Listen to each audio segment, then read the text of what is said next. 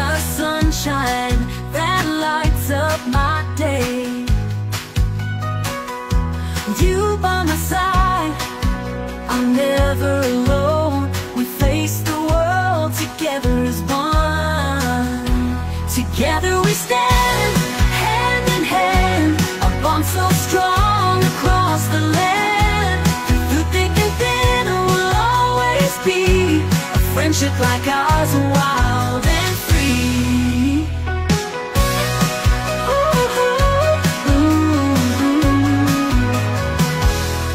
We've shared laughter, tears and dreams. Medical examination for overseas workers who are memories that are more than they seem. You're the family I choose, my heart's desire. Together we'll reach for the sky, higher and higher and higher. Together we stand, hand in hand, a bond so strong across the land. Through thick and thin, we'll always be a friendship like ours, wild and free. I'm Vilma Boising from Heart Institute Catlab Nursing Department. Hi, I'm Dan from Laboratory Department. Femi, 15 years. Hello, I'm Catherine. Hello, I'm Vina. Hello, I'm Ras. My name is Jeffrey Nino Espilapin. Currently, I'm the supervisor of emergency room and also the supervisor of the ICU. I'm Jonalyn A. Mandigil from Dealing Section. Hi, ako si Arvin Viola, 13 years na sa Access Health. Hi everyone, I'm Sheena, Licensing and Procurement Purchasing Supervisor from the Admin Department. I'm Leanne Bedes Mendoza, Disbursement Supervisor with 10 years of service at Access Health. Hello, my name is Shamir. At I'm Shai. Hi po, good morning. My name is Tin po from Bicol Access Billing. 5 years na po ako nag-work dito sa Bicol Access Health Centrum. I am Annalisa and I've been with Access Health for 12 years. My 15 years journey at Access Health.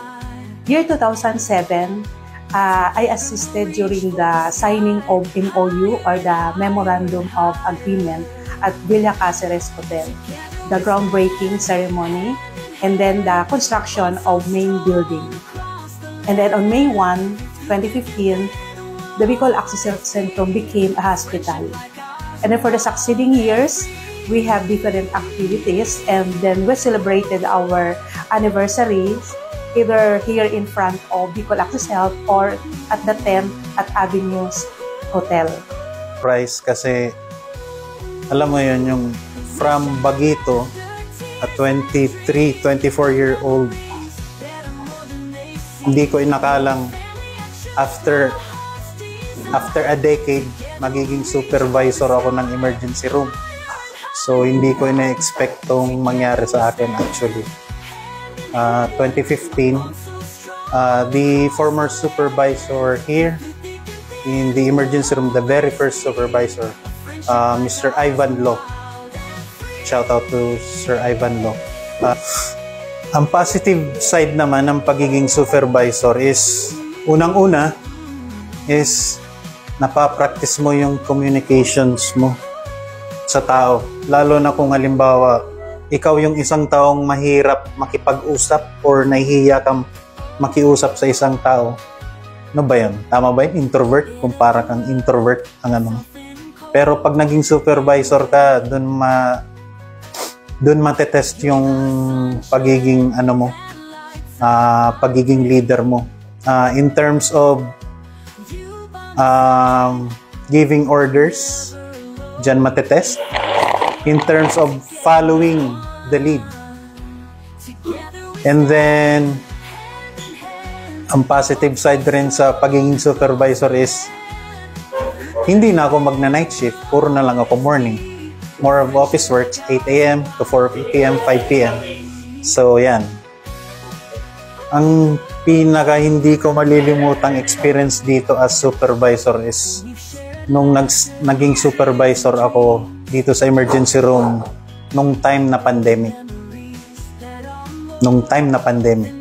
Kasi unang-una, alam naman natin yung pandemic, medyo binigyan tayo ng pagsubok, hindi lang dito sa Naga, pati buong mundo binigyan tayo ng pagsubok dahil sa pandemic. At that time, nung pandemic na yon is kaka-promote pa lang sa akin as supervisor. So, parang, wow, ako na magsusupervise ng emergency room sa oras ng pandemic. So, yun. Di ko yun malilimutan kasi, I'm getting to know how to be a supervisor at that time na yun.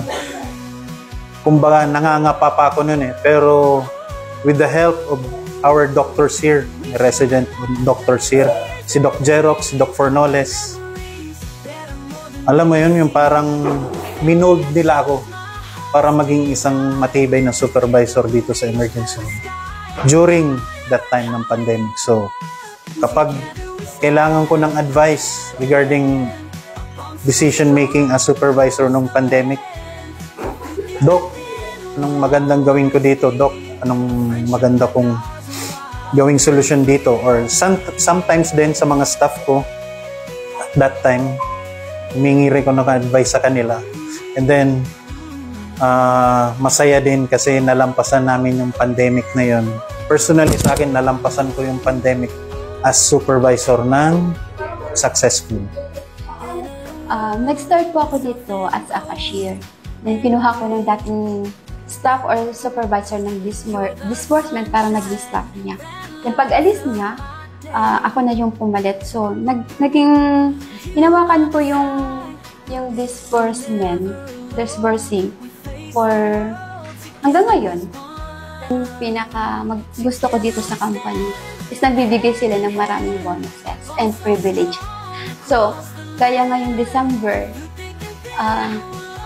madami na naman tayong pera, madami na naman pumapasok sa ATM. Thank you, boss. Thank you, boss. Sana hindi na ito magbago, hindi na mawala. Since it's my 6th year here in Access Health, where I am responsible for ensuring that all our licenses remain valid, a task that comes with immense pressure.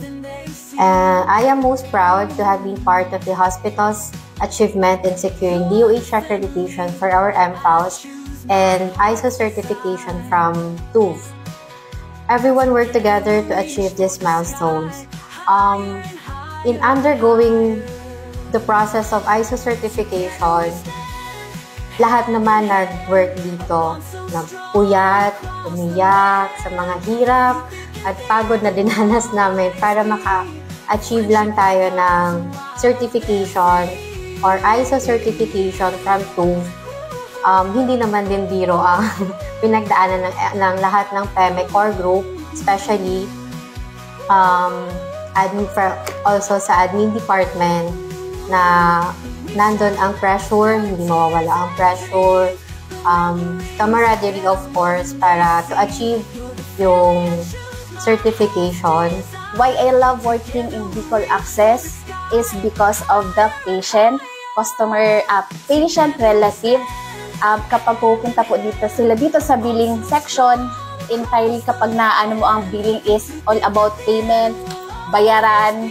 Pero kapag kakausap mo yung patient o yung relative is nandun na yung pressure na ay ang mahal ng bill. Pero at the end of the day, they always say thank you narahay si pasyente niya, narahay si aki niya, narahay si agum niya. Yan po, di po na nawawara digdiyo sa mga relative ang pagpasalamat sa mga doctors, sa mga staff me, sa nurse, sa gabos ko. Yan, kung minsan nagsarabisinda na magayon ang service ng Bicol Access. And kami po na nasa billing kasi kami ang last touch sa inda bago sinda magpuli is syempre maugma po kami kasi dawa kami nagsisingil sa pasyente is after ninda magbayad yaon duman si pasasalamat kanarahay po si pasyente po ninda. So yun po. Bali, ang favorite kong interaction sa pharmacy is dispensing. Kasi bukod sa nakikipag-interact sa mga patient, na-advise namin sila kung paano yung pag-inom ng gamot nila, kung ano mga kailangan ba nila. Tapos kapag itong na-happy sila or natutulungan namin sila, okay sa pakiramdam siya. Yung sa akin, yung favorite ko din, yung pag-dispense ng regulated drugs.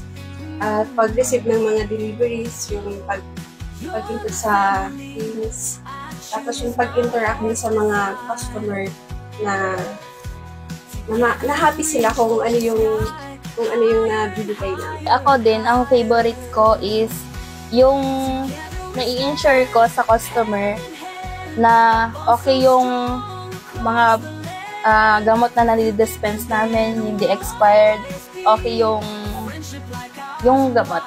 Nilo-look forward ko dito sa Access is yung everyday namin na trabaho, which is yung makahelp kami sa patient, which is lagi namin ginagawa araw-araw, nag-cater, and then happy yung puso namin na kapag may mga tanong sila na ibibigay namin yung sagot, yung smile nila araw-araw na it means satisfied sila sa aming trabaho. Tapos kapag yung kapag sa sales namin, masaya kami kapag yung at the end of shift is tally kami. Walang short. At sa akin naman po, yung everyday, excited kasi hindi lang sa work, yung sa mga patient, dun sa friend din, sa co-worker, mga kasama, yung chika-chika while working. Then, mas masaya yung nag-aagawan kami ng sales. Yun ang number 1, na pataasan kami ng sales, which is mas maganda nga yun. Tapos yung lunch, halimbawa, kung anong lunch na gusto, yun ang favorite ko. Isa po sa pinaka-favorite part ko as working and proud din na ginagawa po or para kasi po sa amin is achievement siya araw-araw. Kapag nakakabill po kami ng isang patient or nabibigyan namin ng reliable, tapos maayos na bill po yung isang relative, achievement na po yun sa amin. And yun po yung part na favorite po kami, especially po sa akin, lalo na pag hindi po ako nagkakamali, nabibigyan ko ng tamang amount, ng tamang bill yung isang pasyente. Kasi dahil po doon, nagiging basihan yun nila na ang hospital po natin is may integrity and reliable yung kung ano po yung talagang ginamit or ginawa po sa kanila. Tapos binabayaran po nila, and after po maibigay yung bill, masaya din po kami kapag mabilis pong nakakabayad ng pasyente ang relative po, and lagi po silang nag-thank you, especially sa mga staff, especially po sa mga nurses na nag-aano po sa kanila, and sa facilities po. Yun po yung parang favorite part ko po as a worker dito po sa Bicol Access, and as well as achievement na din po. Yun po. Siguro sir, yung magiging comfortable sir. Kasi being comfortable, siyempre ma-enjoy ka sa work. Siyempre itong mga karibahan mo sa work, management, of course, willing silang mag-offer na katong needs ka mga employee. Tapos yung ambience, magayon yung Bicol Access. And so to all the doctors who, in spite of everything that we've gone through, continued to stick on to Access Health as a community, we say thank you. And I say cheers to more years of Access Health, and cheers to even better and expanded Access Health. Happy anniversary, Access Health. Tears and dreams, build memories that are more than they seem.